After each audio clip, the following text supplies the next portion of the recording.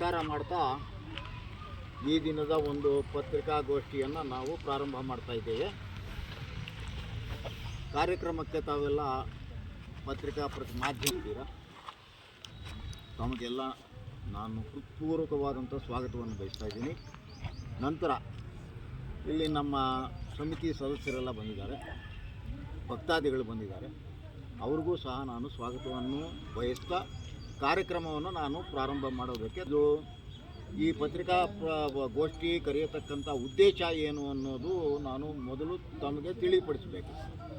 ನಿನ್ನೆ ಹಳೆ ಅಭಿವೃದ್ಧಿ ಸಮಿತಿ ಸದಸ್ಯರಾದರು ನಾವು 3-4 ಜನ ಸದಸ್ಯರು ಸೇರಿ ಒಂದು ಪತ್ರಿಕಾಗೋಷ್ಠಿಯನ್ನು ನಡೆಸಿಬಿಟ್ಟು ನಾವು ಈ ಹಿಂದೆ ಮಾಡಿರ್ತಕ್ಕಂಥ ಕಾರ್ಯಗಳಿಗೆ ಈಗಿನ ಹೊಸ ಸಮಿತಿಯವರು ಅಡ್ಡ ಬಂದಿದ್ದಾರೆ, ಆದ್ದರಿಂದ ದೇವಸ್ಥಾನದ ನಿರ್ಮಾಣ ಕಾರ್ಯ ನಿಂತೋಗಿದೆ, ಈ ಮೂಲ ಎಲ್ಲಿತ್ತು ಅನ್ನೋದನ್ನು ನಾವು ಪರಿಶೀಲನೆ ಮಾಡಬೇಕಾಗುತ್ತೆ. ಇದ್ದಕ್ಕಿದ್ದಂಗೆ ಸುಮಾರು 2 ವರ್ಷದಿಂದ ಮೌನವಾಗಿದ್ದಂಥ ಹಿಂದಿನ ಸಮಿತಿ ಸದಸ್ಯರು ದಿಢೀರನ್ನೇ ನಿನ್ನೆ ಯಾಕೆ ಪತ್ರಿಕಾಗೋಷ್ಠಿ ನಡೆಸಿದರು ಅನ್ನೋದಕ್ಕೆ ಕಾರಣ ಏನು ಅಂತ ಹೇಳಿದ್ರೆ, ಮಾಜಿ ಶಾಸಕರು ನಮ್ಮ ಸಚಿವರನ್ನು ಕುರಿತು ನಾಗನಾಥೇಶ್ವರ ಸ್ವಾಮಿ ದೇವಸ್ಥಾನದ ಪೂಜೆ ನಿಲ್ಲೋದಕ್ಕೆ, ಅಲ್ಲಿ ಕಾಮಗಾರಿಗಳು ನಿಲ್ಲೋದಕ್ಕೆ ಇವರೇ ಕಾರಣ ಅಂತ ಹೇಳಿದರು. ಅವರು ಅದಕ್ಕೆ ಕಾರಣರಾಗಿರಲಿಲ್ಲ. ಅದಕ್ಕೆ ಜವಾಬು ಕೊಡ್ತಕ್ಕಂಥ ಜವಾಬ್ದಾರಿ ನಮ್ಮ ಸಮಿತಿ ಸದಸ್ಯರ ಮೇಲಿತ್ತು. ಆಗ ನಾನು ಮತ್ತು ಟಿ ಶ್ರೀನಿವಾಸ್ ಅವರು ಇಬ್ಬರೂ ಅವರ ಹೇಳಿಕೆಯನ್ನು ಖಂಡಿಸಿ, ಇದಕ್ಕೆ ನೀವು ತಪ್ಪು ಮಾಡಿದ್ದೀರಾ, ನಾವು ಕಾನೂನುಬದ್ಧವಾಗಿ ನಡ್ಕೊಳ್ತಾ ಇದ್ದೀವಿ, ನಮ್ಮ ಕೈಯಲ್ಲೇ ಇದ್ದಿದ್ದರೆ ನಾವು ಇಷ್ಟೊತ್ತಿಗೆ ಗರ್ಭಗುಡಿಯನ್ನಾದರೂ ನಾವು ಪೂರೈಕೆ ಮಾಡ್ತಾ ಇದ್ವಿ, ಅನಾವಶ್ಯಕವಾಗಿ ತರಾತುರಿಯಲ್ಲಿ ನ್ಯಾಯಾಲಯಕ್ಕೆ ತಪ್ಪು ದಾಖಲೆಗಳನ್ನು ಕೊಟ್ಟುಬಿಟ್ಟು ತಡೆ ಆಜ್ಞೆ ತಂದಿದ್ದೀರಾ, ಇದರಿಂದ ಇದು ತಡೆ ಆಗಿದೆ, ಇದರಿಂದ ನಿಂತೋಗಿದೆ.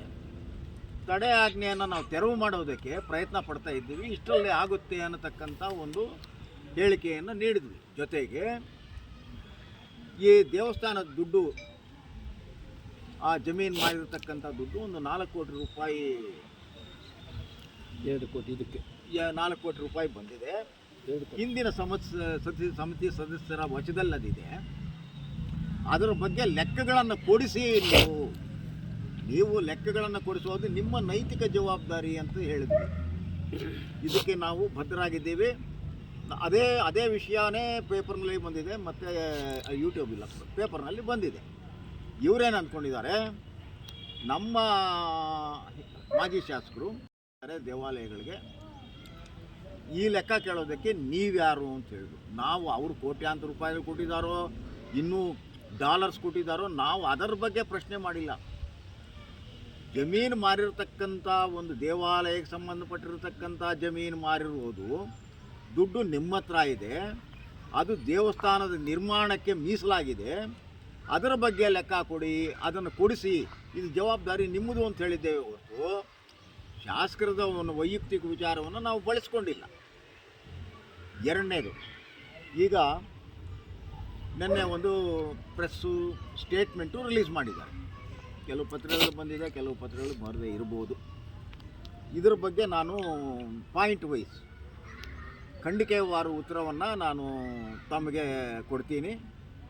ಮುಖ್ಯವಾಗಿ ಏನು ಅಂತ ಹೇಳಿದ್ರೆ, ನಾಗನಾಥೇಶ್ವರ ದೇವಾಲಯ ಅಭಿವೃದ್ಧಿ ಸಮಿತಿ ಅಂತ 27/1/2020 ಒಂದು ಸಮಿತಿ ರಚನೆ ಆಗುತ್ತೆ. ರಾಮಕೃಷ್ಣಪ್ಪ ಅನ್ನೋರು, SVT ಶ್ರೀನಿವಾಸು, ದೇವಳಂ ಶಂಕರ, ನಮ್ಮ ಅಬ್ಬೂನ್ ಶ್ರೀನಪ್ಪನವರು, ಪ್ರಕಾಶ್ ರೆಡ್ಡಿ, ಇವರೆಲ್ಲ ಗಣ್ಯ ವ್ಯಕ್ತಿಗಳೆಲ್ಲ ಸೇರಿ ಅದನ್ನು ಸಮಿತಿ ಮಾಡ್ತಾರೆ. ಸರಿ, ನಿಗದಿತ ಒಂದು ಅವಧಿಯೊಳಗೆ ಅವರೊಂದು ಕಾರ್ಯಕ್ರಮ, ಒಂದು ಕಟ್ಟಡವನ್ನು ಕಟ್ಟುವುದಕ್ಕೆ ಆಗೋದಿಲ್ಲ. ನಮ್ಮ ಆಗಮಶಾಸ್ತ್ರದ ಪ್ರಕಾರ ಕಳಾಕರ್ಷಣೆ ಆದ 6 ತಿಂಗಳ ಒಳಗಾಗಿ ದೇವರು ಮತ್ತೆ ಮೂಲ ಸ್ಥಾನಕ್ಕೆ ಹೋಗಬೇಕು. ಕಳಾಕರ್ಷಣೆ ಅಂದರೆ ಏನು? ಮೂಲ ದೇವರಲ್ಲಿರ್ತಾರೆ, ಅದರಲ್ಲಿ ಒಂದು ಭಾಗ ಒಂದು ಜೀವ ಅದನ್ನು ಇಲ್ಲಿಗೆ ಶಾಸ್ತ್ರೋಕ್ತವಾಗಿ ಕರ್ಕೊಂಡು ಬಂದು ಇಲ್ಲಿ ಪ್ರತಿಷ್ಠಾಪನೆ ಮಾಡೋದು, ಪೂಜೆಗಳನ್ನು ಮಾಡ್ತಾ ಇರೋದು. ನಂತರ ಕಾರ್ಯಕ್ರಮ ಏನು ಜೀರ್ಣೋದ್ಧಾರ ವಗೈರೆ ಎಲ್ಲ ಆದಮೇಲೆ ಮತ್ತೆ ದೇವರನ್ನು ಅಲ್ಲಿಗೆ ಕರ್ಕೊಂಡು ಹೋಗಿ ಯಥಾಸ್ಥಾನದಲ್ಲಿ ಇರಿಸೋದು. ಇದನ್ನು ಕಳಾಕರ್ಷಣೆ ಅಂತ ಮಾಡ್ತಾರೆ. ಈ ಕಳಾಕರ್ಷಣೆ ಆಗಿ ಸುಮಾರು ಅವರು ಹೇಳ್ತಾರೆ 8/12/21 ಈ ದಿನಾಂಕದಂದು ಕಳಾಕರ್ಷಣೆ ಮಾಡಿದ್ದೀವಿ. 6 ತಿಂಗಳಿಗೊಂದ್ಸಲಿ ಮತ್ತೆ ನವೀಕರಣ ಮಾಡಬೇಕಾಗಿತ್ತು, ನವೀಕರಣ ಮಾಡಿಲ್ಲ. 6 ತಿಂಗಳಾದ ಮೇಲೆ ನೀವು ನವೀಕರಣ ಮಾಡಿಲ್ಲದೆ ಹೋಗಲಿ, ಶಾಸ್ತ್ರಕ್ಕೆ ಸಂಬಂಧಪಟ್ಟಂತೆ ದೇವರು ಮತ್ತೆ ಮೂಲ ಸ್ಥಾನಕ್ಕೆ ಹೋಗ್ತಾರೆ. ಮತ್ತೆ ಮೂಲ ಸ್ಥಾನಕ್ಕೆ ಹೊರಟೋಗ್ಬಿಡ್ತಾರೆ, ಅದು ಗೊತ್ತಾಗಲ್ಲ, ಮತ್ತೆ ಕರ್ಕೊಂಡು ಬರಬೇಕು. ಈ ಪ್ರಕ್ರಿಯೆ ನಡೆದಿಲ್ಲ. ನಡೆದಿರೋದು ಉಪರೋಕ್ತವಾಗಿ ಯಾರಿಗೂ ಮಾಡಿಸಿಲ್ಲ, ಆ ಕಾರ್ಯನ್ನೇ ಮಾಡಿಸಿಲ್ಲ. ನಂತರ 11/12/21 8/12 ಪೂಜೆ ಆಗುತ್ತೆ. ಆವತ್ತೇ ಗುದ್ಲಿ ಪೂಜೆ ಮಾಡ್ಬೋದಾಗಿತ್ತು. ಅದು ಬಿಟ್ಟರು 31/12/21 ದೇವಾಲಯದ ಅಡಿಪಾಯದ ಕಾಮಗಾರಿಯನ್ನು ಪ್ರಾರಂಭಿಸಲಾಯಿತು. 29/12 ಗುದ್ಲಿ ಪೂಜೆ ಮಾಡ್ತಾರೆ. ಯಾರು ಮಾಡ್ತಾರೆ ಏನು ಅನ್ನೋದು ಗೊತ್ತಾಗಲ್ಲ. ಅದಕ್ಕೂ ಒಂದು ಶಾಸ್ತ್ರ ಇದೆ. ನನಗೆ ತಿಳಿದ ಪ್ರಕಾರ ಯಾರೋ ಕೊಟ್ಟ ಮಾಹಿತಿ ಅಂತ ಪ್ರಕಾರ ಯಾರೋ ಮಾಜಿ ಶಾಸಕರು ಬಂದರು, ಒಂದು ಕಡೆ ಎಲ್ಲ ಗಡಾರಿ ತೆಗೆದುಕೊಂಡು ಅದನ್ನು ಆಗಿದರು. ಎಲ್ಲ ಅನಾಚಾರ ಪದ್ಧತಿಗಳೇ, ಯಾವುದು ಮಾಡಿಲ್ಲ. ಮಾಡೇ ಇದ್ದಿದ್ರೆ ದೇವರು ಇಷ್ಟೊತ್ತಿಗೆ ಅಲ್ಲಿ ಇರೋ ಅವಶ್ಯಕತೆಯೇ ಇರಲಿಲ್ಲ. ಅದು ಮುಗೀತಾಯಿತ್ತು ಕಾಮಗಾರಿ.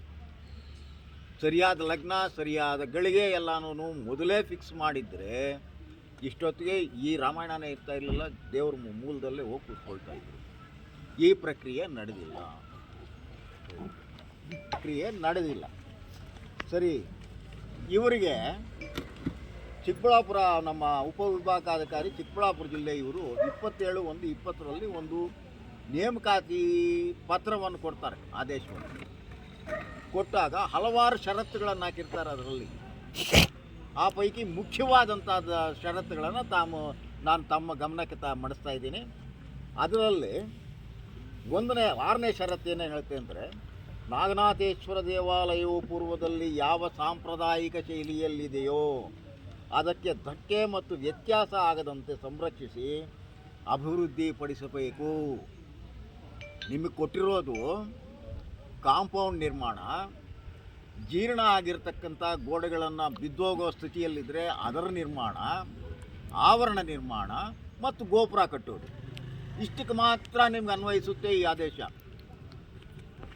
ವಿಗ್ರಹಗಳನ್ನು ಮೇಲೆ ಎತ್ತೋದಾಗಲಿ, ಉಪದೇವಾಲಯಗಳಲ್ಲಿದ್ದಂಥ ದೇವರುಗಳನ್ನು ತೆಗೆದು ಅದಕ್ಕೆ ಕಳಾಕರ್ಷಣೆ ಮಾಡೋದಾಗಲಿ ಇಲ್ಲ. ಇದನ್ನು 6/23 ಒಂದು ಸಮಿತಿ ಬರುತ್ತೆ. ಇದು ಸಮಿತಿಯನ್ನು ಕರೆಸೋದು ಅವರೇ. ಮಾರ್ಗದರ್ಶನ ನೀಡಿ ಅಂತ ಇವರು ಹಳೆ ಸಮಿತಿಯವರು ಧಾರ್ಮಿಕ ದತ್ತಿ ಇಲಾಖೆಗೆ ಪತ್ರ ಬರೀತಾರೆ. ಅಲ್ಲಿ ಅವರು ಆಗಮಿಕರು ಬರ್ತಾರೆ. ಬಂದು ನೋಡಿ, ಇಲ್ಲ ನೀವು ಮಾಡಿರೋದು ಸರಿ ಇಲ್ಲ, ಇದು ಕಳಾಕರ್ಷಣೆ ಪ್ರಕ್ರಿಯೆ ನಡೆದಿಲ್ಲ ಕರೆಕ್ಟಾಗಿ, ಅನಾಚಾರವಾಗಿ ಆಗಮಶಾಸ್ತ್ರಕ್ಕೆ ವಿರುದ್ಧವಾಗಿ ಇಲ್ಲಿ ಕಾಮಗಾರಿಗಳು ನಡೆದಿವೆ ಅಂತ ಸ್ಪಷ್ಟವಾಗಿ ಹೇಳಿದರು. ಇವರು ಹೇಳ್ತಾರೆ, ಅವರು ಮೆಚ್ಕೊಂಡ್ರಂತೆ, ಇವ್ರ ಕಾರ್ಯಕ್ರಮಗಳನ್ನ ಮೆಚ್ಚಿಕೊಂಡು ಶಬಾಷ್ ಅಂತ ಹೋಗ್ಬಿಟ್ರು. ಮತ್ತು 24/1/2024 ಮತ್ತೊಂದು ತಂಡ ಬರುತ್ತೆ, ತಜ್ಞರವರು ಸ್ಪೆಷಲಿಸ್ಟ್ ಬರ್ತಾರೆ, ಮೀರಾಬಾಯಿ ಅಂತ. ಮೀರಾ ಅನ್ನೋರ ನೇತೃತ್ವದಲ್ಲಿ ಬರ್ತಾರೆ. ಇವರ ಮೇಲೆ ಕೆಂಡಾಮಂಡಲ ಹಾಕ್ತಾರೆ. ಯಾರ್ರೀ ನೀವು ಈ ಕೆಲಸ ಮಾಡಿದ್ದು? ಇಲ್ಲಿರ್ತಕ್ಕಂಥ ಇದು ಹಳೆ ವಸ್ತುಗಳೆಲ್ಲ ಎಲ್ಲಿ ಹೋಯಿತು?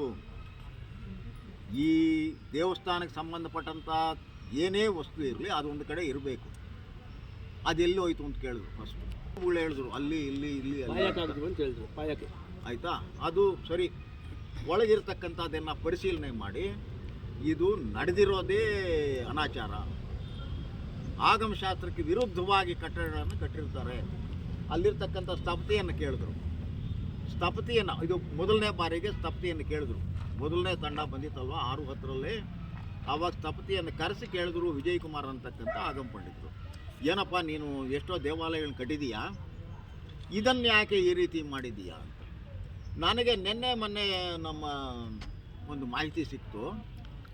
ಪ್ಲಾನ್ ಅವರೇ ಮಾಡಿಕೊಟ್ಟಿದ್ರಂತೆ. ಯಾರು ಆ ಹಳೆ ಸ್ಥಪತಿ ಅವ್ರ ಹೆಸರೇನು ಗೊತ್ತಿಲ್ಲ, ಅವರು ಎಲ್ಲೋ ಇದ್ದಾರೆ.